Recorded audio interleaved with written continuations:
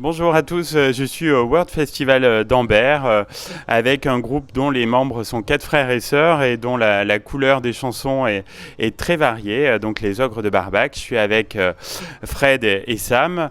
Fred, donc j'ai choisi de parler avec vous de votre chanson Petit Cœur qui a été dévoilée cette année. On peut dire que c'est un morceau qui prend les tripes et les yeux de sa tendresse. Oui, alors c'est vrai qu'on a commencé à la jouer sur scène avant de l'enregistrer, et ça nous était pas arrivé depuis quelques temps. Et on a vu tout de suite la réaction du public, où pas mal de gens à la fin du concert nous disaient: ah, tiens, il y a la première chanson que vous avez chantée, là, enfin, je veux dire, tout début du concert. Elle n'est pas sur album. Je dis non, ce sera sur l'album d'après. Et on a vu tout de suite qu'il y avait quand même un intérêt pour cette chanson, quoi. On retrouve dans ce titre l'humanisme en fait qui vous caractérise.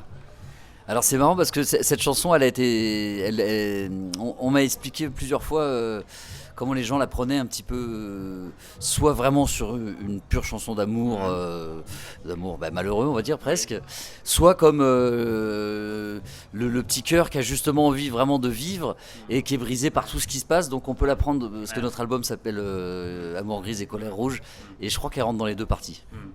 Mais il y avait quand même une volonté de plus parler d'amour dans cette chanson et puis dans l'album aussi. Alors ça s'est fait vraiment avec le temps, c'est-à-dire qu'au début on n'avait pas beaucoup de chansons d'amour, et là il se trouve qu'on a failli faire un double album, un album avec que des chansons d'amour et l'autre album avec que des chansons de révolte, et on s'est dit non, on va faire un album, et on l'a appelé Amour grise et colère rouge parce que c'est vraiment moitié-moitié, quoi. Et quand vous la jouez sur scène, Petit Cœur, on imagine que ça crée une certaine émotion dans le public. Oui, complètement. Là, on le voit à chaque fois, mais elle passe bien. Enfin, c'est marrant parce que des fois, on ne sait pas pourquoi. Cette chanson, elle passe bien, les gens l'apprécient. Est-ce qu'il y a eu un déclic pour la créer et est-ce que c'est venu facilement en fait? Alors il y avait une petite phrase qui me trottait dans la tête depuis pas mal de temps. J'avais commencé à l'intégrer sur une autre chanson qui d'ailleurs n'a pas vu le jour, et j'étais chez un ami, j'ai commencé à la chanter, il m'a dit: ah, la petite phrase elle est bien, elle va peut-être pas trop dans cette chanson là, puis je suis rentré chez moi, et après le texte s'est décliné comme ça au fur et à mesure. Donc ouais, elle a une petite histoire quand même, la chanson. Et le clip aussi réalisé par Sylvain Cornu est un petit bijou, on imagine que vous en êtes très fiers.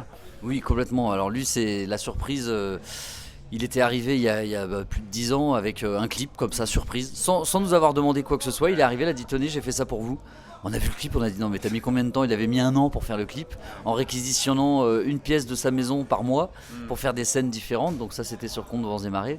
Et là, on lui a demandé de nous refaire un clip. Et ce clip, il remue autant en fait que la chanson, il correspond bien au message en fait. Oui, oui, complètement. En plus, ce qui est bien, c'est il nous a dit: vous avez des idées? On lui a dit: bah non, écoute, vas-y, laisse libre cours à ton imagination. Il est parti vraiment sur cette histoire du petit cœur qui se promène, qui est un petit peu chassé de partout. Et ça donne un super résultat. C'était une évidence que ce titre soit plus mis en avant en fait parmi toutes les chansons de l'album. Non, pas forcément, parce que on a plusieurs morceaux qu'on voulait pas forcément mettre en avant, mais en tout cas jouer sur scène déjà avant de les enregistrer. Donc Pamaen, on l'a joué sur scène, Petit Cœur, et comme le clip il collait, enfin je veux dire, comme Sylvain il était plus branché par cette chanson, on lui a dit: fais le clip, du coup on l'a mis en avant. Voilà.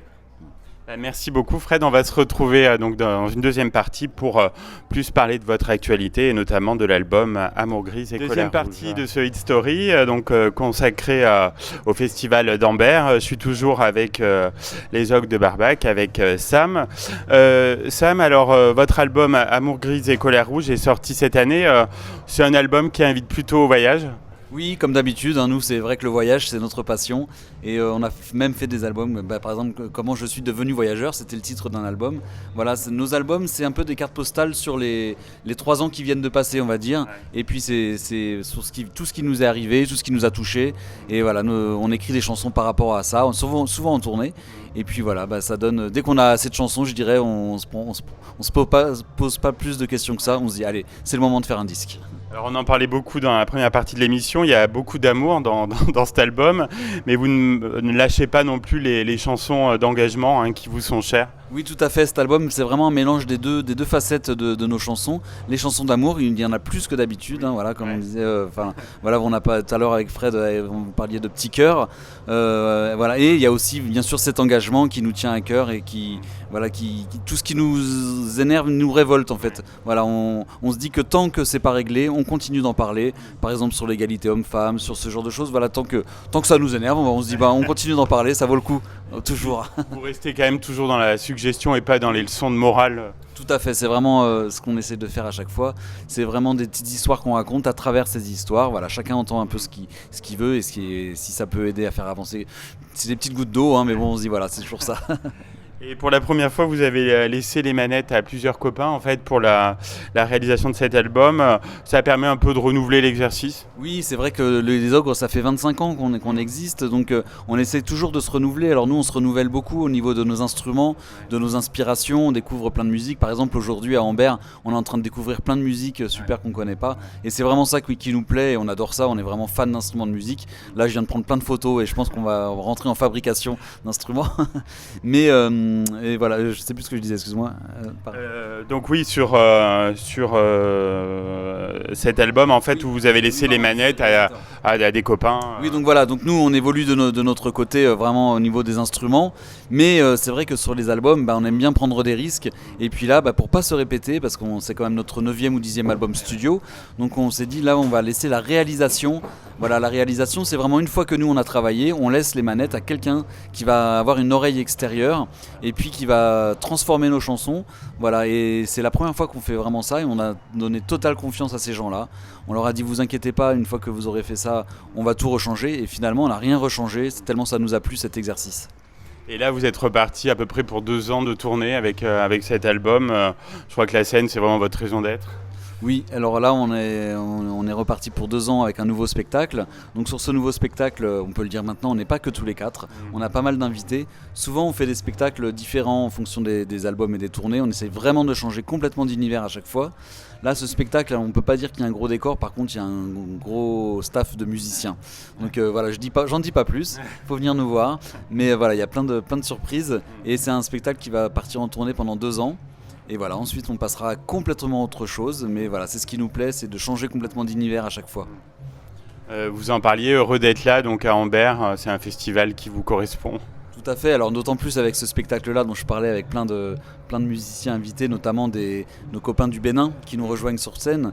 Donc là en ce moment il y a un groupe du Ouganda qui est en train de jouer, donc c'est vraiment voilà, c'est un festival world et c'est ce qui nous plaît de découvrir de nouvelles cultures, des nouveaux instruments. Donc là on s'en prend plein les yeux, plein les oreilles.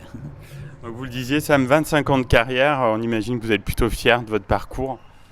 Oui, on peut dire qu'on est assez fiers. Alors, ça fait 25 ans qu'on existe et qu'on continue à faire des concerts où il y a plein de monde. Donc, c'est plutôt une bonne nouvelle, c'est plutôt sympa. Et en plus, on a fait ça d'une manière totalement indépendante. Donc, on fait un peu à notre sauce, à notre manière. On a toute une équipe avec nous qui travaille. Et puis, on est complètement indépendant de A à Z. Ça permet de faire nos choix et de réaliser nos rêves tant qu'on en a envie, parce qu'on a plein de rêves. Ouais. Et voilà, ça nous permet de les réaliser vraiment à notre manière. Je crois que vous imaginiez pas au départ que ça durerait aussi longtemps.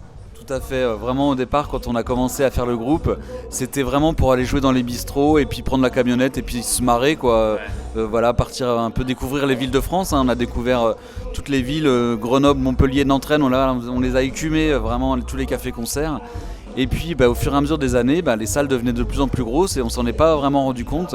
Mais maintenant on fait des belles salles et voilà, mais pour nous c'est toujours la même manière assez simple de faire ce métier. Et je crois que vous avez trouvé votre équilibre pour travailler en famille, hein, c'est pas toujours évident. Oui, c'est vrai qu'on n'en a pas parlé, on est 4 frères et sœurs. Donc 4 frères et sœurs qui sommes tout le temps ensemble, parce que quand on est un groupe de musique, on passe des heures sur la route à faire des répétitions, à faire des concerts, à faire des disques, à écrire des chansons. Voilà, on est vraiment tout le temps ensemble. Et en plus, nous on est en famille, donc en plus aux fêtes de famille, on se retrouve encore. Donc il a fallu trouver en effet un équilibre. L'équilibre, c'est tout simplement qu'entre les tournées, on essaie de chacun vivre un peu sa vie. Et quand on se retrouve, on est toujours très, très heureux de se retrouver et de partir ensemble. Et vous êtes une fratrie quand même qui ouvre grand ses portes, hein, c'est ce qui vous caractérise, cette ouverture. Oui, alors c'est vraiment ce qui nous plaît et c'est pour pour ça qu'on a fait ce métier-là, c'était les rencontres. On adorait ça, aller rencontrer des gens, que ce soit le public, mais que ce soit d'autres artistes. Et c'est l'occasion justement dans les festivals comme ici, de rencontrer d'autres artistes et puis d'entamer des collaborations. C'est vraiment ça qui nous plaît.